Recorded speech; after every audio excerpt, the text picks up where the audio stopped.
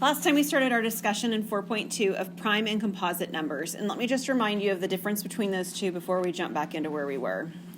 So a prime number is any positive integer with exactly two distinct positive divisors. And we gave some examples, 2, 11, 19, 13, 5, 7, anything that divides only by itself and by 1. And then a composite number means it has more than two distinct positive divisors. And so we gave examples. They're not all even. Some of them are even, some of them are odd, but they have divisors where they divide and break down into something besides just themselves in 1. All right, and so we're going to jump into Theorem 411. I'm sorry, 412. Anytime you see fundamental theorem, it's important. Okay, fundamental theorem is important. This is the fundamental theorem of arithmetic. And it says the following. Each composite number can be written as a product of primes in one and only one way, except for the ordering of those numbers. So last time when we did all these factors right here, and we talked about it in particular, let me look at example 1 with A. We looked at this factor tree, or we looked at the division algorithm thing that I did on the right-hand side. And we talked about the fact that no matter how we did it, no matter how we broke things apart, if we break it down only by primes of the division algorithm, if we break it down in all the pieces in whatever order we want in the factor tree, it will always end up with the same collection of prime numbers. Always. Okay, it's a unique factorization. So prime factorization is unique, is what this is really telling us. And that's really important, and we'll come back to that idea at a later example so I can show you why something happens that you might not have considered just yet. Another one of our theorems is a really nice one. It talks about if D divides N, right? So if you can do N divided by D. If D divides N, then N divided by D is also a divisor of N. So what this really tells you, let me give you an example. Oops, where is that? If 3 divides 24, then 24 divided by 3, which is 8, also divides 24. What it really is telling you is that your factors occur in pairs. They always occur in pairs. So no matter what you choose, whatever multiplied by that to give you the number 24 is going to also be a factor. So if we took the number 24, which actually we'll do one that's a little bit different in a minute, we can break 24 down into 3 times 8. So if 3 is a factor, 8 is a factor. We could break 24 down into 4 times 6. If 4 is a factor, 6 is a factor. Okay? So they always occur in these pairs of numbers. These next two are actually quite handy. So we encountered last time a number, I can't remember which one it was, and we asked the question, is it prime or composite? And if it's even, you know it's a composite number pretty quick. If it's small enough, you might know pretty quick. But there comes a point when the numbers are large enough that you don't know and not even, and you kind of start to wonder, like, how many things do I have to divide by to know for sure? You know what I'm saying? Like, how many things, I mean, the number is 3,477. That's a big number. I mean, how many things do I have to test before I say, yep, it's prime? What do I have to do? Well, this theorem actually tells us what we do with that. So if we do have a composite number, n, then n has a prime factor p such that p squared is less than or equal to n. And what this is actually telling you, sort of you can write this underneath here, is this. You can stop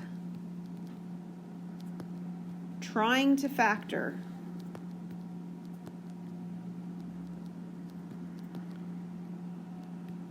when you've tested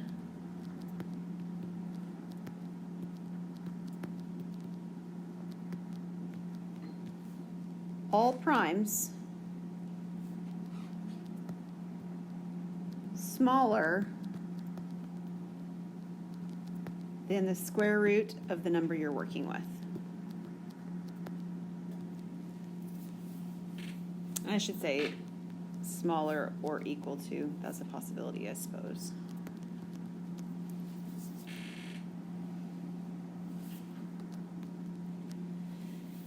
So my number before, I don't remember exactly what I said, 3,477 or something like that. If I were to take 3,477 and I were to take the square root, my calculator tells me it's 58.96, okay? That's telling me that's the upper end. I would not need to test anything bigger than 56.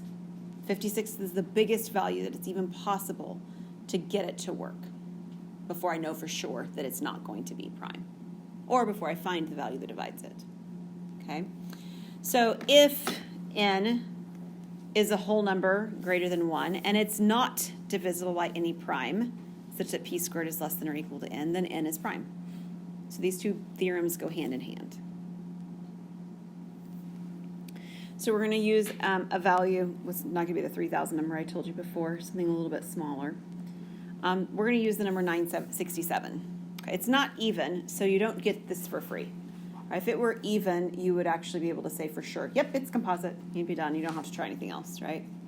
This question, though, actually asks what's the greatest prime number you must consider to test whether 967 is prime. So what we do is we take the square root of 967,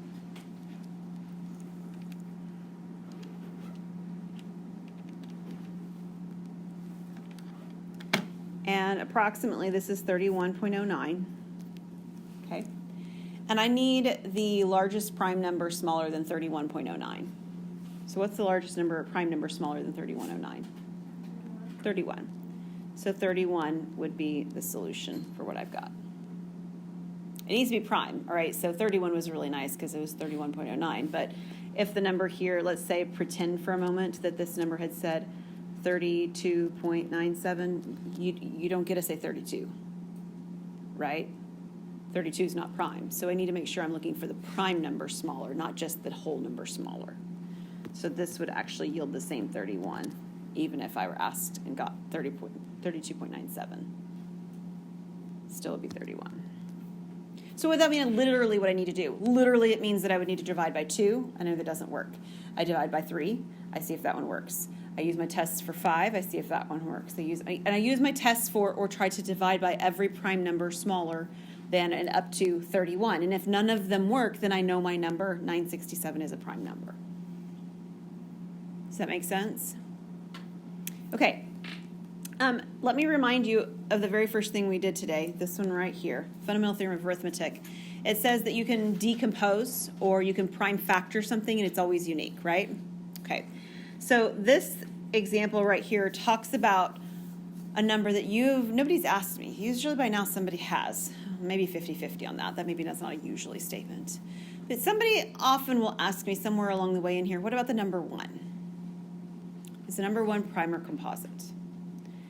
Okay, so the problem is it doesn't fit into either of the descriptions. So let's look back real quick at those descriptions. Prime says that it should have 2 factors. What are the factors of the number 1? It's just 1, right? Now, it is 1 and it is itself, but those are not 2 distinctly different numbers. So it's not prime. A lot of people think the number 1 is prime. It's also certainly not composite, right? It doesn't break down into 2 numbers that are not 1 and multiply together, so it's clearly not composite. So it actually is not either of these numbers. The number 1 is not prime and it is not composite. And this example actually talks about why we really don't want it to be considered prime. So it says, show that if 1 were considered a prime factorization, or prime number, every number would have more than 1 prime factorization. So we're going to do a real easy number. We're going to choose 15. Somebody break 15 down for me. 3 and 5, thank you. So the prime factorization for 15 is 3 times 5, and it's unique. Okay? Here's the problem. If 1 were prime,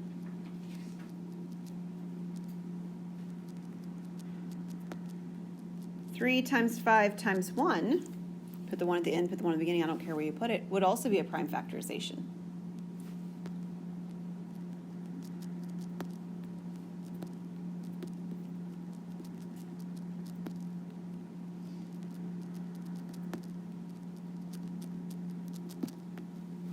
And now we would not have unique prime factorizations. I have two factorizations, which we would call prime factorizations if the number 1 were prime. And it would fail to actually hold that there's a unique prime factorization.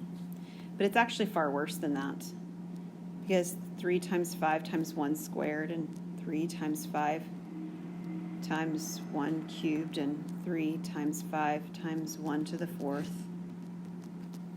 all of them would be prime factorizations if 1 were prime. Do you get what I'm saying? That's not nice. Things that are unique are very useful. Things that are not unique tend to be less useful. I want my prime factorizations to be unique. That's something that's desirable. Okay? So we do not consider the number 1 a prime number because it would actually destroy that component of what we're working with. By definition, it isn't. I'm not just doing it because I kind of think it would be great if it were. Right? We do that sometimes. We're like, surely that's how it works because that's how I want it to work. No, it's not true. But we do want it to work that way because it would actually cause problems if it didn't. And definitionally, it does. Right? A prime number is a number that has 2 factors. The number 1 does not. So if anybody ever asks you if the number 1 is prime, the answer is no, it's not. Neither is it composite, right? So it's not like even and odd where it's either one or the other, right? There is, in fact, a third category that is neither one. Okay, there's prime, there's composite, and there's neither. The number 1 is neither. All right, let me do another example with you that's actually... Why do we get taught that 1 is prime then? Okay, so I don't know that that's true that you have been taught it. I don't know who teaches that, but I do know that lots of people think that that's the case. Like, I remember getting taught that in, like, first grade or something. Like, whenever we were learning prime numbers, they were like, oh, 1, 2, 3, and so on are your primes. So probably not first grade, because I think you have to be able to do some multiplication before you can actually discuss it. So maybe third. I don't know, but I do think that it's an interesting phenomenon. It shouldn't be being taught that way. And none of you are going to go out and teach it that way, right? No, not going to happen. So it's definitely not the number 1, right? So one answer possibly, Abby, is that it's a lack of good definitional knowledge. So whoever taught you that might have simply done it because they didn't know. So it's also possible that they saw it or heard it or read it somewhere and had misinformation. So there's lots of reasons that it could have been done, but it isn't correct. Okay? All right. Now we all started talking. All right. All right, let's get back together. Example 4. Example 4 is actually an application of the theorems, which not that one, this one right here. How these occur in pairs.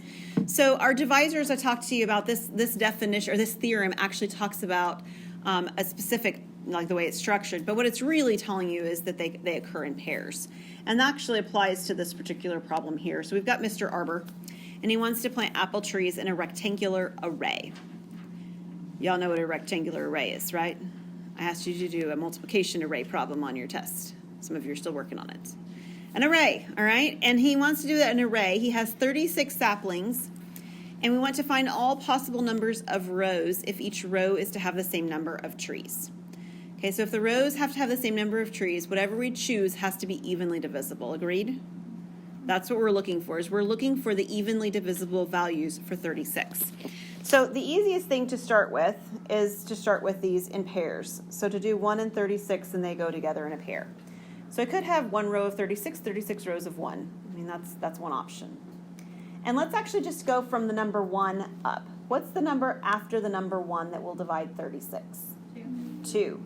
2 pairs with 18. So I could have 2 rows of 18, 18 rows of 2. You can interchange the language if you wish. What would I be using after 2? 3 will work. 3 and 12. Now, the nice thing that you should notice is that as I increase from 1 to 2 to 3, I'm decreasing the counterparts on the right-hand side so that my numbers are getting closer and closer together, right? 1 and 36 are pretty far apart, but then 2 and 18 are a little bit closer. 3 and 12 are getting pretty close. There's not a lot of space in between there for us to test things. So if we will test these in order, we will not lose any of the values because we will simply have covered all the ground. How about after 3? 4 will work. 4 and 9. Yet again, getting even closer, right? Okay, what about after 4? Yep, 6 and 6. And then there's no space in between them. Now, sometimes you don't stop at 6 and 6. Maybe you stop with something that still has some space between it. It's just that anything in the space between doesn't work. That's fine. But what we've done as we've written all these down is we've got all the answers. These are the answers to the question. These are the possible number of rows so that every row would have the same number of trees. I can have 2 rows. I can have 9 rows. I can have 6 rows, and so forth. Now, if you were writing it out and you didn't want to just look at the collection of numbers like this, you could actually list them out, right? 1, 2, 3, 4, 6. And then, so you're just going sort of down this the right way and up the other one. I don't need to list 6 twice, by the way. 9, 12, 18, and 36. 36 is still a listing of the number. You still include it in the list. So these are all the numbers that divide 36, but we found them in kind of a structured, organized way by looking for pairs. All right, one more example before we do group work. Bob. Bob says that to check whether a number is prime, he uses the divisibility rules he knows for 2, 3, 4, 5, 6, 8, 10. He says if a number is not divisible by these numbers, then it's prime. How do you respond?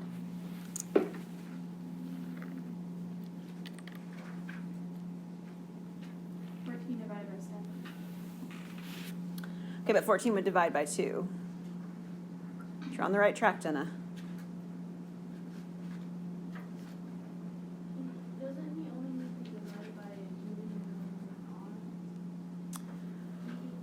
even Well, okay, so let me pull out part of what you're saying in the truth. So there's no need to test multiple even numbers. Would you agree with that, Grace? Yeah, there's no need to test multiple even numbers. Odd doesn't work quite this way, but even numbers, right. Multiple even numbers. Because if 2 does not divide a number, let me put it in here. 2 does not divide in, then no even number will. So in some sense, he's over-testing.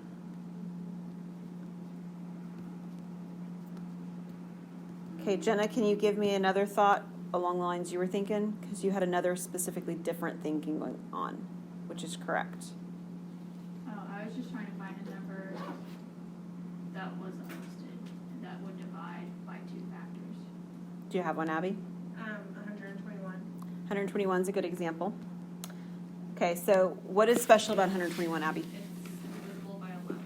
Yes, so 121 is divisible by 11, and 11 is not in his list. In fact, it's only divisible by 111 and 121, right? So it wouldn't divide by any of these numbers, but it is not going to be prime. So also, other numbers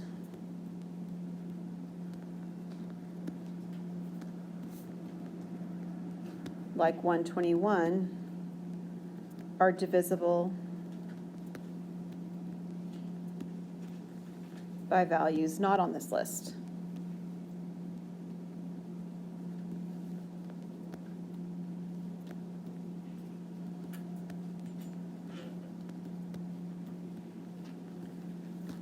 Namely by, and the one that Jenna was trying to get was 7, something with 7s, 11s, 13s, etc. So 49 would have worked, Jenna. 77 would have worked too. Emily? I was trying to think of what the word was after list, but it's parentheses and then name, right? Yes, sorry. My handwriting's a little sloppy today. Yeah, namely by 7, 11, 13, etc. So he's overused numbers that he doesn't need to use, right? I mean, 4 doesn't need to be on this list, 6 doesn't need to be on this list, 8 doesn't need to be on this list, 10 doesn't need. He's used a lot of numbers that are not necessary, but he's also left out some other numbers that are, right?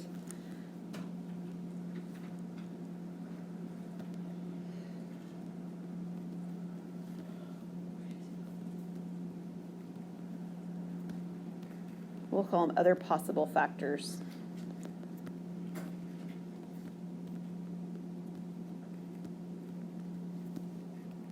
So hopefully you would then tell him what he should do, that he actually needs to look at divisibility by primes and not specifically, you know, a certain list of numbers like he has, this list of numbers. So he should be looking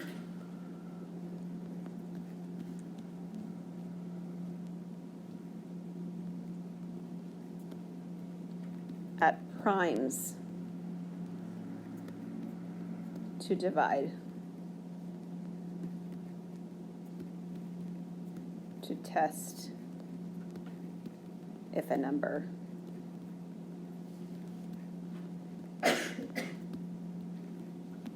is prime or composite.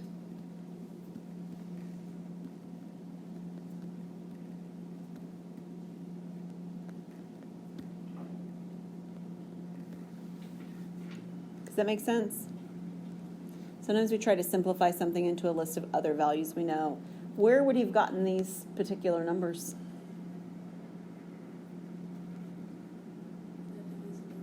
Yeah, those were our divisibility rules, right? So that's a misconception he probably has. Oh, look, I've got this divisibility list of rules for like 6 numbers. I'll just test those 6 numbers and that'll tell me what I need to know. Not quite. Those are good numbers and we have properties and rules for them and that's great, but they don't actually tell us this piece of information.